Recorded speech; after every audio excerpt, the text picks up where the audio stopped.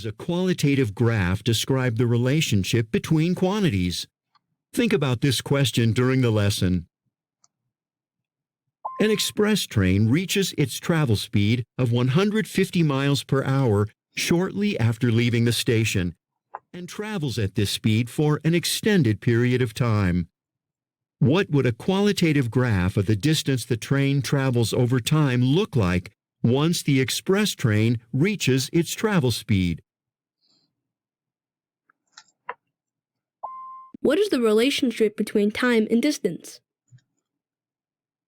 Step 1. We can draw a qualitative graph. It's a little different from the graphs you've drawn before. A qualitative graph represents the relationship between quantities without numbers.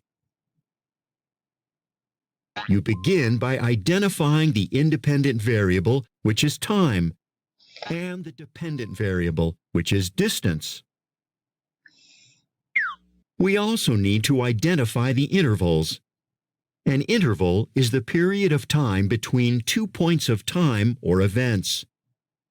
The first interval on the graph begins with the train standing still and ends when it reaches travel speed. The second starts when the train reaches its travel speed. In which interval will the graph be steeper? Select your answer.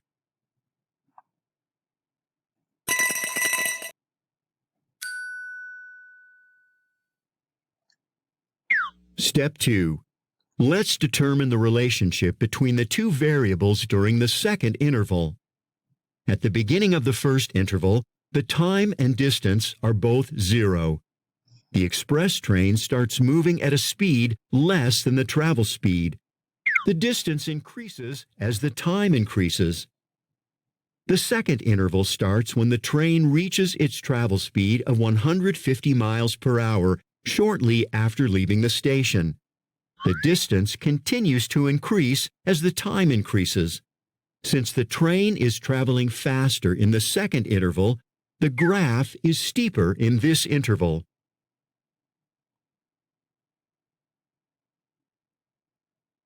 As time increases, the distance the train has traveled increases. The function is increasing in this interval. Once the express train reaches its travel speed, a qualitative graph of the distance the train travels over time is a straight line. Now you know how a qualitative graph can describe the relationship between quantities. The graph at the right shows another interval in the train's travel. Which best describes the behavior of the train in the interval shown?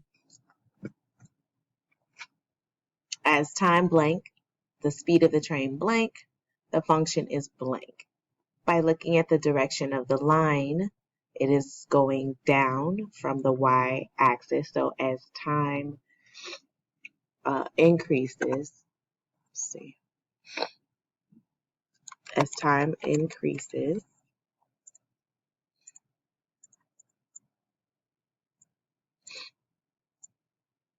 the speed of the train is decreasing.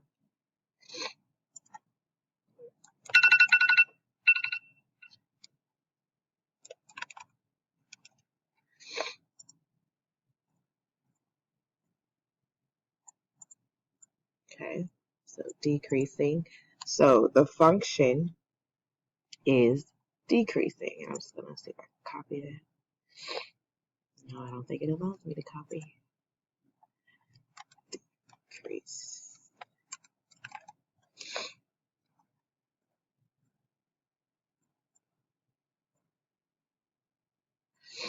Change the color.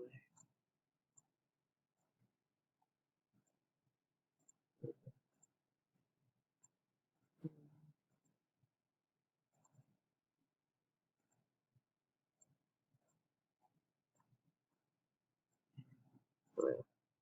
Okay, there you go. So as time increases, the time is increasing this way. The speed of the train is decreasing because it's going down, so the function is decreasing. The graph shows the behavior of a ball that a soccer player kicks to a teammate. Describe how the height of the ball and time are related in each interval. Determine whether the function is increasing, decreasing, or constant in each interval. So the function is increasing in interval 1 because time increases, so does the height of the ball. So as time is going, the height of his ball is going up. The function is decreasing in interval 2 because as time increases, the height of the ball decreases. So as in this part of the interval, we're going downward, which means just decreasing. So there you go.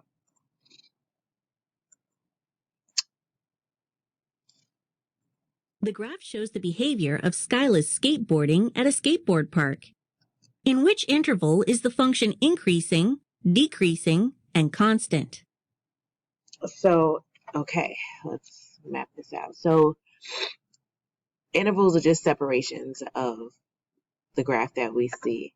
So we have our time in seconds and the distance above here. So it says in which interval is the function increasing, decreasing, and constant. So in this interval, you see that the line is increasing. About this portion, interval 2 is constant in that little space there, and then in interval 3 it's increasing, and in interval 4 it's kind of decreasing again. So I did not type it, but I did say it, so whatever I am saying you should be writing. In which intervals is the function increasing, decreasing, or constant? All right, so interval 1 is increasing, 2, so we'll be able to click on it. Okay. It's not letting me click. Okay, interval 5 is decreasing. I don't know why it's not letting me. Okay, interval 3 is increasing. It's not letting me click on interval 2, but interval 2 looks like it's a constant, and interval 4 also looks like a constant. Write a scenario that the graph could represent. Okay, I'm not going to write this down, but I'm just going to say it, so please write what I say. This is just an example. You can have a different story to go with this graph. You can say Jenny rides her bike from her house, takes a break for an hour, and then rides farther from her home the next half hour. She stops to eat and then rides home at a steady pace the entire way. So your story could be different than mine as long as it kind of relates to how the graph is changing.